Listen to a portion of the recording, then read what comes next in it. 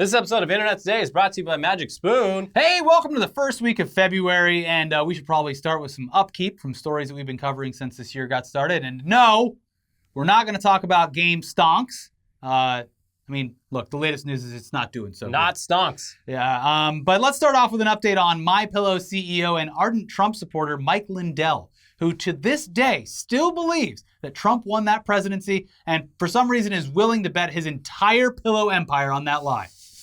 So, folks, we called it. We often do. If you remember just a few short episodes ago, we spoke about how Mike Lindell had his Twitter account permanently suspended because he just kept on posting verifiably false information regarding what he described as a stolen and fraudulent election, which put him in violation of Twitter's civic integrity policy. Well, we have an update for you that we predicted well in advance of reality. Mike Lindell commandeered the official MyPillow Twitter account and started posting all of his insane conspiracy theory bullshit over there until it too was taken down for violating Twitter's policies. So the tweets in question went up over the past few days and included one tweet with just a link to the official Mike Lindell website where he is free to post whatever the hell he wants. That's right. And then there was one tweet promoting a live stream with Lindell where he would be specifically talking about election fraud. Okay, kind of breaking the rules there a little bit. I didn't recognize the website. Yeah, I don't know. It wasn't even like DLive or BitChute or any of those. No. There was another tweet that stated, quote, "This was the post Jack was upset about when he canceled @real Mike Lindell. Jack, I know you were tied into the election fraud. You are so afraid of being found out. So many are looking forward to you being brought to justice." Don't you know? Okay, so, aside from my voice doing it in the Could have tone of been his any voice, Wisconsinite. yeah, there's still some plausible deniability there. Maybe it wasn't actually Mike Lindell posting these tweets, because if it were, the account could have been immediately shut down, because if you're banned from Twitter, you also can't just start new accounts or operate other accounts. Yeah. That itself would be its own bannable offense. It's ban evasion, and Donald Trump tried it very recently. It did not work out for him. Ended up taking down a few other accounts with him. Or the other accounts, because Yeah. they all got banned. But hold on, because the next tweet went ahead and just deployed the same tactics that got the people who stormed the Capitol to face charges. Mike Lindell literally offered up that he was the one responsible for the tweets. Yeah. He said, "Thank you to everyone who has supported MyPillow during this time. Jack Dorsey is trying to cancel me. Mike Lindell, out. We are extremely busy and hiring as fast as we can to handle all the shipping. Jack will be found out and should be put in prison when all is revealed. Me, Mike Lindell." Mike Lindell here. This is the Pillow Man speaking. This is hilarious. So according to multiple outlets who received confirmation from Twitter, the account wasn't banned because of the election fraud tweets. I mean, they probably would have eventually gotten around to it. It was banned specifically because it violated their ban evasion policy. Mike Lindell's a fucking idiot. He tweeted that Jack Dorsey was trying to cancel me, Mike Lindell, the person who was banned, but tweeting this out publicly from my company's account. This is Mike, by the way. Yeah, here's a video of me doing it. That's what got him in trouble. I also think it's funny that within that tweet, it appears as though MyPillow is behind on fulfilling some orders and shipments.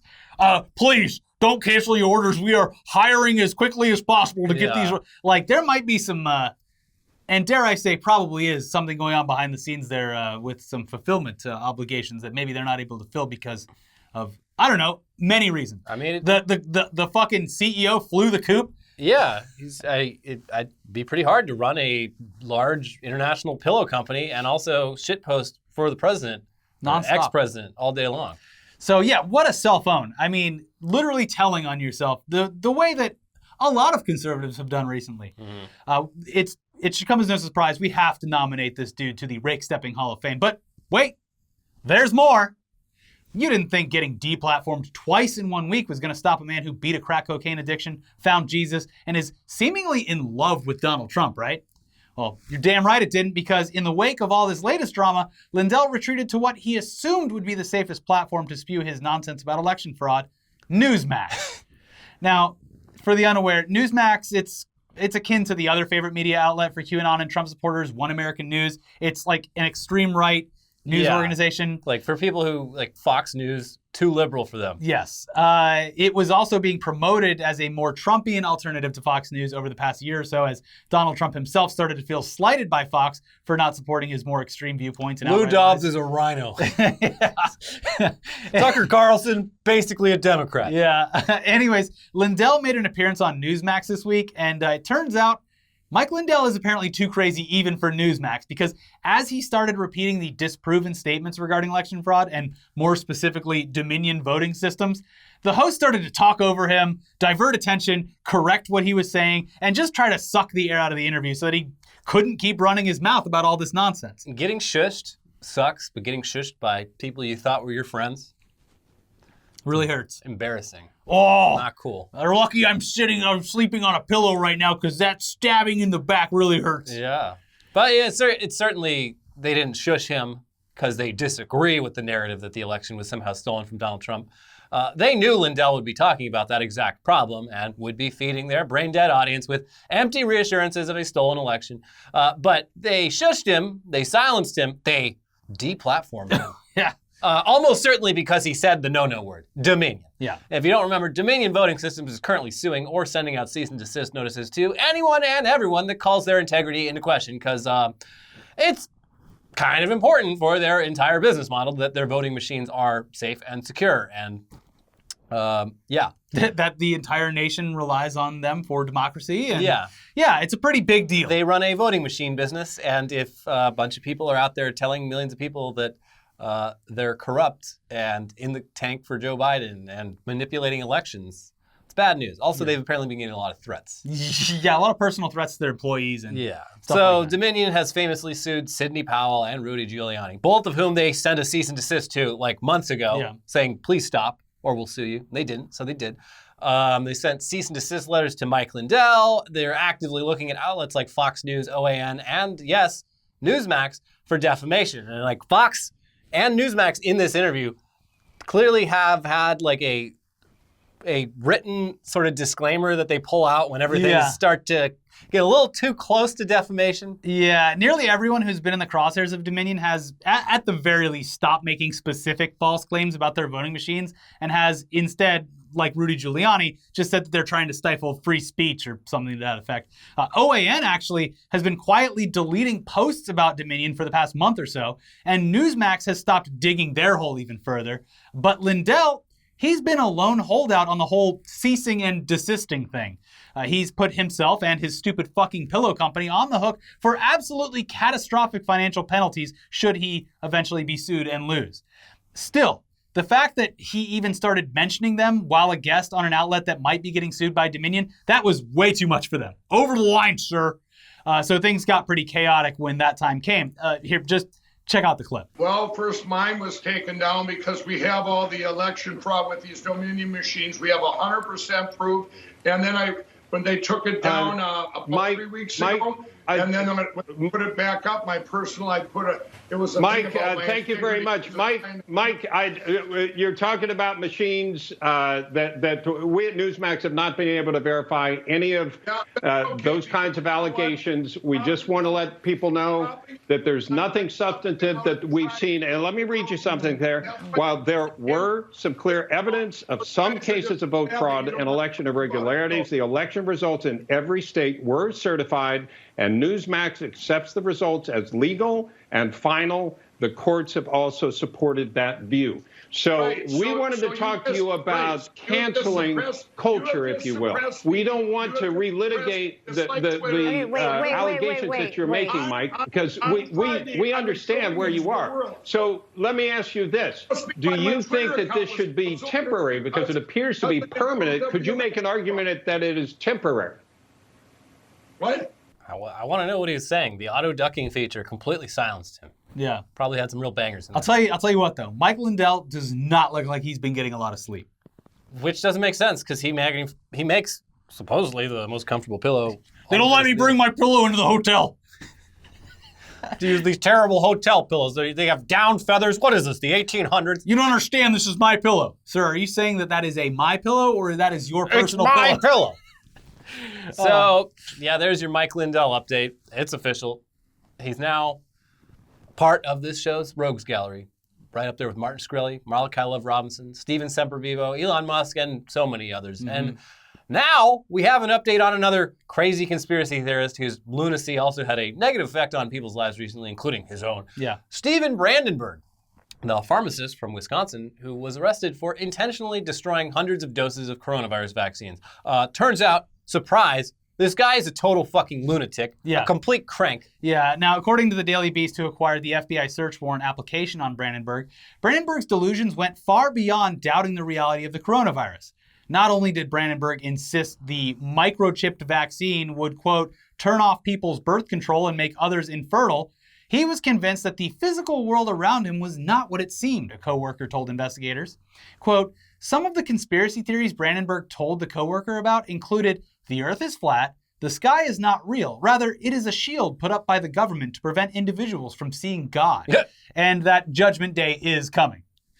The coworker also told authorities that Brandenburg carried a .45 caliber handgun to work, which he said he needed, quote, in case the military came to take him away. And in his divorce paperwork, shocker, it indicates that he was a doomsday prepper who, quote, stored bulk food and guns in multiple rental units, fearing that the government was planning attacks on the electrical grid and the nation's computer networks. You just described exactly the type of guy I want handling my medications and my vaccines. Yeah. Sir, before you give me my Adderall, can I... How many guns are you carrying right now? Is that a 45? Okay, cool. Tell me about some crazy conspiracy theories. Yeah. Maybe that guy's dipping into the supply. If this guy, he had access to these vaccines enough to destroy them, maybe, I've never been behind the counter of a pharmacist's office. Some of them got to have like one microscope in there, maybe. Or you could have just taken one and gone to somewhere that had a microscope and looked at it to see whether there were microchips in it. Yeah, you'd think that would be something you'd be able to see, at least in a microscope. That would be the quickest and easiest way to verify whether all these things he believes are fucking bullshit or not. Instead, he took the vials out back and shot them. Yeah. No, I think he just left them out because they go bad if they aren't frozen. Well, anyway, there you go. Doesn't really seem like the type of person you want working in a pharmacy or having access to life-saving drugs and vaccine. And that's definitely the case because this dude definitely destroyed those vaccines under the assumption that he was doing it to save people from the government who was trying to alter their DNA or some shit. Yeah. The jail time and potential fines seem to have brought him back to reality, though. He was quoted saying, "My actions were inexcusable, and I deeply apologize for the harm I have caused." And he said he only really snapped because of his recent divorce and lack of sleep. Get this man a MyPillow. Yeah. And also, keep an eye on Mike Lindell, because he doesn't look like he's been sleeping. Yeah. And I don't know if Get Mike Lindell a MyPillow. Yeah, I don't know if Mike Lindell's gone through a divorce, but, He's got divorce energy. He does have divorced dad energy. Yeah. I miss my children. Fathers need rights too. Oh, man. It's time for men to go their own way. Mike Lindell looks like the big dude from not Billy Madison, Happy Gilmore. I believe that jacket belongs to Mr. Gilmore. Oh, the late Richard Keel. I know, but he kind of looks like that. Anyways, before we get into the second half of the show, it's time for a word from today's sponsor. Why don't you grab breakfast, Elliot, and bring it up to the table. Magic Spoon. Magic Spoon. Hey, growing up, cereal was one of the best parts of being a kid. But, we had to give it up because you start to realize that it's full of sugar and junk that you really shouldn't be eating. I mean, we've been trying to cut down on carbs, sugar, unhealthy food for a while now, sometimes unsuccessfully. Mm-hmm. Sometimes it's okay. And look, you just can't eat anything anymore. In swoops Magic Spoon to save the day. Yum. Mm-hmm. Oh. Get it in there. Magic Spoon tastes great. Has 0 sugar, 11 grams of protein, and only 3 net grams of carbs in each serving. And it's also just 110 calories.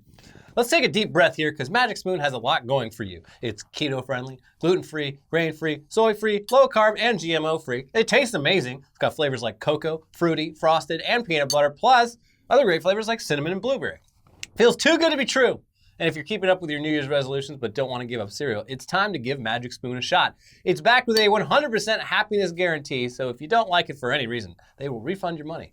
No questions asked. So click the link in the description below or head to magicspoon.com/todaydaily to get some Magic Spoon cereal today. You can build your very own variety box and use our code TODAYDAILY for $5 off. And you'll be able to choose from the best-selling cocoa, fruity, frosted, and blueberry flavors, plus some other new flavors, and they are awesome. That includes peanut butter and cinnamon. It's the first time that Magic Spoon has ever released this new option to build your very own custom box where you can build it however you want. So don't wait. Customize today. Click the link below and then enter the code TODAYDAILY for $5 off your order. Do it now. Do it now. Mm-hmm. Ugh. All right, now back to the news with a very sad update on a fight that we were very much looking forward to watching clips of on Twitter after it was over. Yeah, not paying for it. And not while it was going on websites that aren't the official websites, using VPNs to break the law. We would never do that. Just watch the clips when someone else takes the risks. So we're talking about Mayweather versus Paul. Logan Paul, to be exact. He finally got it right. Who cares? Yeah, not to be confused with his brother Jake Paul, his little brother, who currently can't find anyone to fight him. Not because they're intimidated by him, but because everyone that he's challenged actually still somewhat cares about their integrity, as well as the integrity of the sport. And they see it as, lowering themselves and making a joke out of the thing they've dedicated their whole lives to. Yes, these YouTubers, they wanted to start boxing, so they trained for 2 years. I literally have been boxing since I was 9 years old. With Floyd Mayweather, fuck it, I'll beat the shit out of this white boy. Yeah, it's... Yeah. So in case you were unaware, Logan Paul and Floyd Mayweather were supposed to go toe-to-toe in what would be the biggest waste of time and money boxing match in the history of sports. It's just an exhibition match. Obviously, if he wanted to, Mayweather could make quick work of Paul, no problem. Or he could lose. It wouldn't fucking matter. He could bet on... Yeah. He could bet his own money on Paul and then lose. He could. Because it's an exhibition match and it doesn't matter. Yeah, who cares? But both of them saw dollar signs and they agreed to get in the ring together in a match that was supposed to happen just a few short weeks from now on February 20th. Yeah. Oh, baby. I'm so excited. A nice, happy sport to take up the time in between football and baseball and soccer.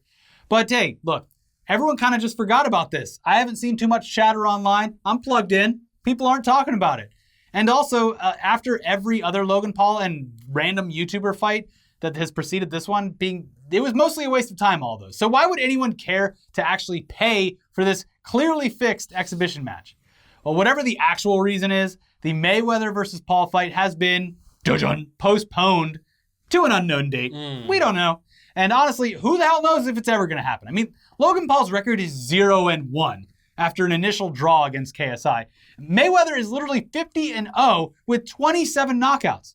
The only thing that people are paying for is to watch Mayweather knock out a YouTube celebrity. But since you can see that in clips posted seconds after it happens for free on Twitter or Reddit, who would pay for this? We honestly aren't sure that this will ever actually happen. But hey, prove us wrong. You know who pays for it? The people who want clout on Twitter. Logang. Yeah. Oh yeah, people who want clout. That's true. I'll take the free retweets. Thank you. All right, now let's talk about Hollywood. And no, this time we're not talking about actors and actresses or movie or TV shows. Woo! We're talking about that nearly 100-year-old gigantic advertisement that graces the top of Mount Lee in Los Angeles. The Hollywood sign. It was supposed to be temporary. It was literally just, hey, we're building houses here. Come move here. It was a real estate sign. And for some reason, it's become the iconic symbol of this fucking city. It's because it's big. It's big. It's got letters on the hill. Over the decades, the Hollywood sign has been altered or vandalized in different ways, most notably in the 70s a lot, as well as a few years back when black fabric and flags were strung up on the gigantic letters in order to make the sign appear as though it said Hollyweed. And then there was a stunt yesterday that was performed in much the same vein. Yeah, except not as good as the Hollyweed sign. Nearly. The Hollyweed sign looked great. Yeah. Yeah. On Monday of this week, the Hollywood sign was altered with a large tarp made to look like the letter B and another tarp that would make the D look like a B. They didn't do a good job. But that turned the Hollywood sign temporarily into the HollyBoob sign. Boiling. Initial reports stated that the people responsible for the stunt were doing so to raise awareness for breast cancer, which is nice. But it turns out they did it because they were pissed at Instagram for censoring her accounts or for nudity or something like that. Yeah. From the LA Times, Two social media influencers who managed to make the Hollywood sign read HollyBoob before being arrested on suspicion of trespassing Monday said they did so to challenge censorship on Instagram. One of them, they said, lost millions of followers and part of her livelihood when her accounts were shuttered for nudity. That their son also raised awareness for breast cancer and brought smiles to faces around the world, they said, were bonuses. You thought this was about breast cancer awareness. I mean, that's good. Sure, yeah. Yeah, I mean, that's, yeah. We're mostly pissed about Instagram banning me because of the nudes. They took my titties off. But, breast cancer awareness, always important. Yeah. You're welcome. You're welcome, America, and by proxy, the world. Mm-hmm. But speaking of boobs, remember when we spoke briefly about that tall woman from the new Resident Evil game? The big woman. That has everyone online extremely horny? Well, Capcom has released an official statement thanking everyone for that horniness used to market their game. And they also confirmed a few facts about the character that people online have dubbed Big Mommy Milkers, who they beg to crush them. In a post to their official Twitter account, Resident Evil Games tweeted, quote, "Your love for Lady Dimitrescu is loud and clear." Then they followed that up with a statement from the game's art director, Tomonori Takano, who provided the information regarding this character. Most recently, Lady Dimitrescu and her daughters have received a fair amount of attention, far more than we anticipated. It's great that they're able to take the spotlight as icons of Resident Evil Village. Lady Dimitrescu especially has received much fanfare, both domestically and overseas, which has made all of us in the development team extremely happy. I hear her height is something of interest. If you include her hat and high heels, she is 2.9 meters, approximately 9 foot 6 inches tall. That's way too big. I don't think so, Elliot. That's just big enough. That's taller than this ceiling. Yeah, step on me, please. And yes, if you're wondering, there are subreddits dedicated to this woman, and they are exactly what you think they are. Yeah. Bonk. But no horny jail for these fans. Oh. The confirmation of her height only furthers their depravity. What is that? 9.5 feet tall? Yeah, if you're wondering, you can find Rule 34 shit all over the place, cosplay. People are really horned up about this Lady Dimitrescu. Yeah. And yeah, it's all out there. Probably shouldn't venture further down this path if you wish to retain any shred of sanity that you've left during this lonely, isolating pandemic. God is judging you. And he sees all. Yeah. Idle hands are the devil's dingling. Yes. Now, of course, we would be remiss if we didn't bring up the most surreal video that we've seen online in the past few days. Truly a work of art, unintentional art. A woman who is recording herself doing a cardio-heavy dance routine to a bumpin' soundtrack, oblivious to the fact that a military coup is taking place behind her the entire time. The video is insane. And it's a perfect example of what you would show someone who asked, hey, what was the year 2021 like? Yeah. According to BuzzFeed News, she is a local physical education teacher who's employed by the country's Ministry of Education. And yes, the video does appear to be completely real and unaltered. This is real, baby. Yeah, this is Myanmar, by the way. Which, yes. We've talked about them a little bit in the past in the context of Facebook maybe accidentally doing an oopsie and causing a genocide there. Yes. But quote, "The video was so unbelievable that viewers began to wonder whether she was dancing in front of a green screen. They pointed to the shadow behind the woman, part of which disappears in the video. But it's unlikely the video is fake. A search of the location shows she was dancing on the stairs of a roundabout not far from the Myanmar parliament, which is why the shadow appears to be cut off. Images from the street posted by Bellingcat researcher Eric Toller also confirm the location." So, yeah, in case you're wondering, I'm going to leave a link to a green screen version of this down below, so you can put the dancing woman in front of any atrocity you want. Yeah. There you go. What a wild start to the year. Anyways, happy February. Guys, it's only 12, 13, whatever days till Valentine's. Get those beef hearts. Get whatever you need to stay inside. Anyways, watch our most recent episode of Weekly Weird News over here, as well as a new news dump, and we'll be back with an update on Jeff Bezos. Bye. Bye-bye, Bezos.